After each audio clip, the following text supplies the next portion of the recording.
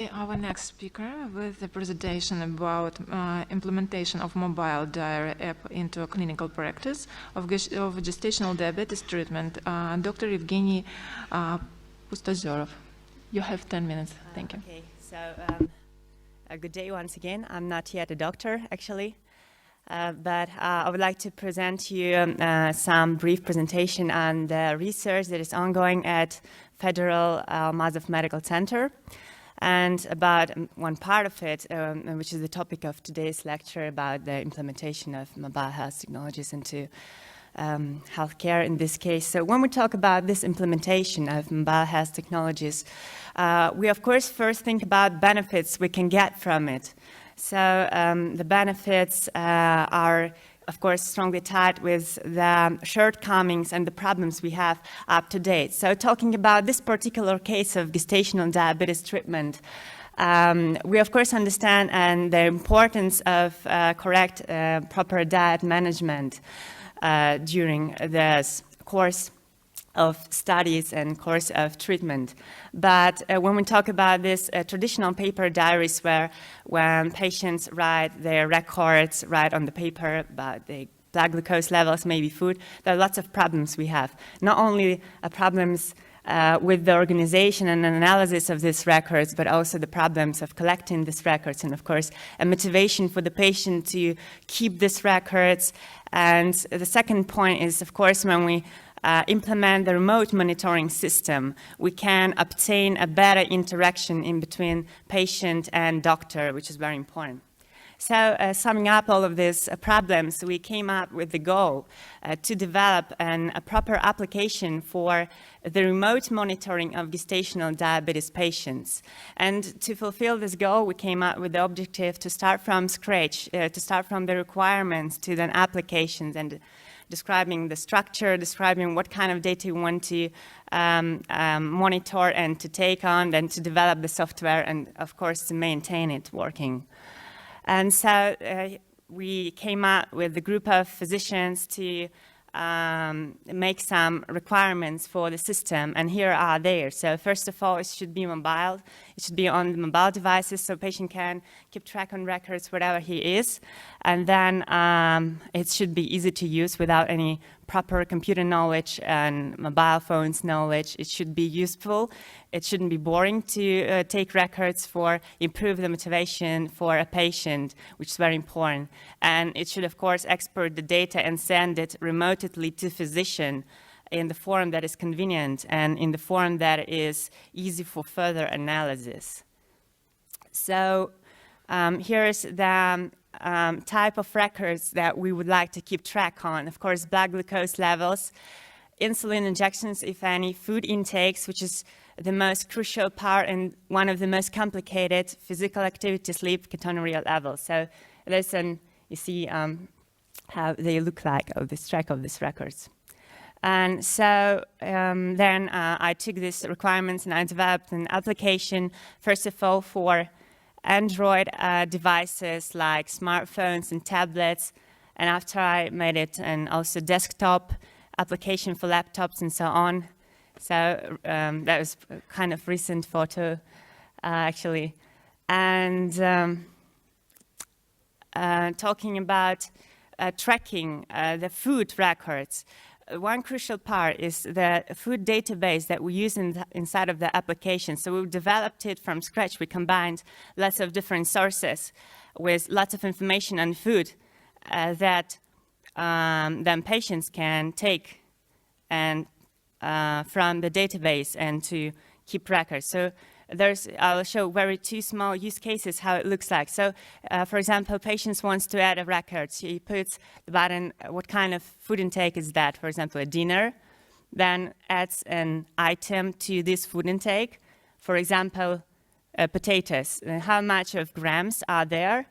And then they are collected in one record and it's safe. So it takes really less than 1 minute to perceive these records. Another example is how to work with the database. So a patient improves, for example, he searches for the bread, looks for the options, takes one. He can take more detailed information on every record and also can add some more. And here's how the data is exported. So it is being sent to the physician remotely and as an XLS file. So one spreadsheet with lots of lists.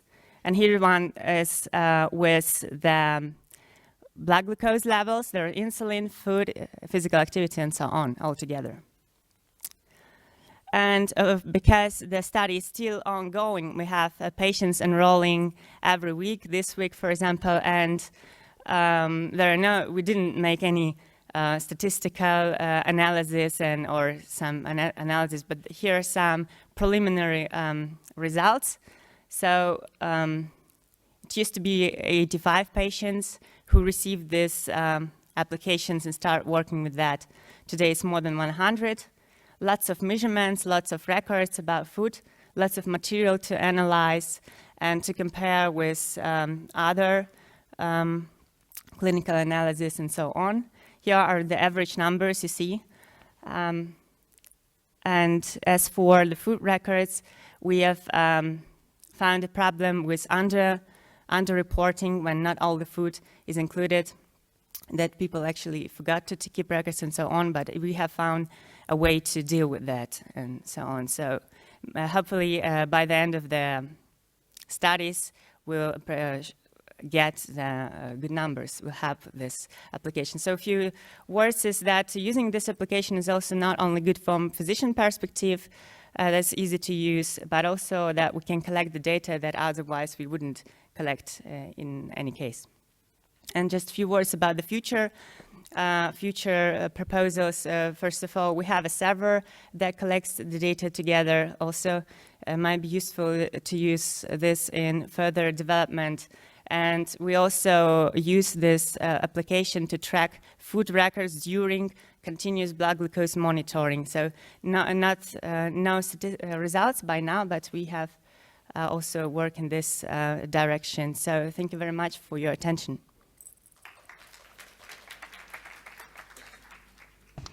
Thank you very much. Any questions? Yes, please. Thank you very much. Very interesting, and especially nice that really young, especially students, are coming here with good works, really good English. That's great. That's what ICE is for. And I really appreciate this topic about all the applications. I think it's very in stream now and popular and very convenient for users. But why did you specifically choose gestational diabetes? Don't you think that kind of application could be good for any type of diabetic patients or obese patients? Well, yes, it could be modified, of course, this application, but there are some crucial points that actually are related especially to gestational diabetes. For example, when we export the data, we show not only blood glucose levels, but also pregnancy week at the moment. And then we analyze data. When we analyze data, we also use this information about the pregnancy going to compare with. So it's dedicated to gestational diabetes, but of course it can be modified in the way that it can be used for other types of diabetes afterwards. Thank you. More questions? And is there good compliance from the pregnant, or what are the results of the compliance to the usage of this kind of application? Compliance? So as you see, that was the number average. Do they fill all the fields and all the required? Do they give you enough information? And how many pregnants use this? All the pregnants that you have in your clinic, or just part of them? Well, those who would like to, but usually they agree quite okay if they have appropriate device and at least some motivation for that. And as for tracking, it really differs. Some patients can do that only for a week, and they quit afterwards, and some do that after the end of pregnancy, so after the last day. So it's very different. There used to be a slide. The average number of days of monitoring was 49. But there was the minimal numbers, two days only. And the maximum numbers is, well, of course, works only if we started this early out. It was like 100 days of monitoring almost. Do they think that's convenient?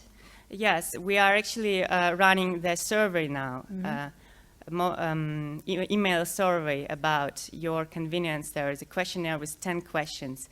And I also didn't analyze the results yet, but soon I will be able to answer this question. Thank you very much. One more question.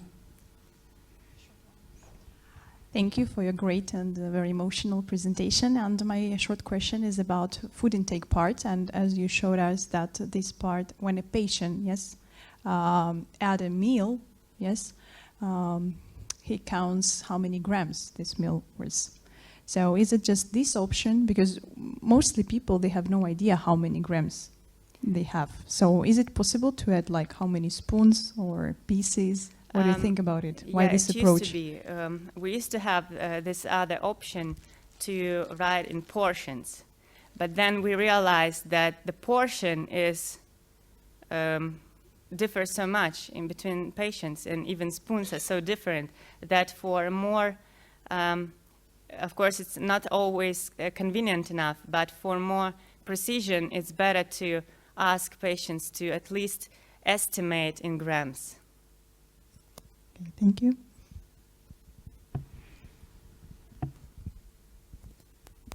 Thank you. Very nice talk. So, is there an incentive for the ladies to fill it in? Do they get something back from it, or? Yes, they have this interaction with physician. So there is the email is automatically sent from the application with the table, and the physician receives this table and writes an answer right on email. So they get direct advice what to. Yes, on for the amount example, of insulin and the really like high blood glucose levels, and there is a reason why it was high like this. Oh, that's really nice. Yeah.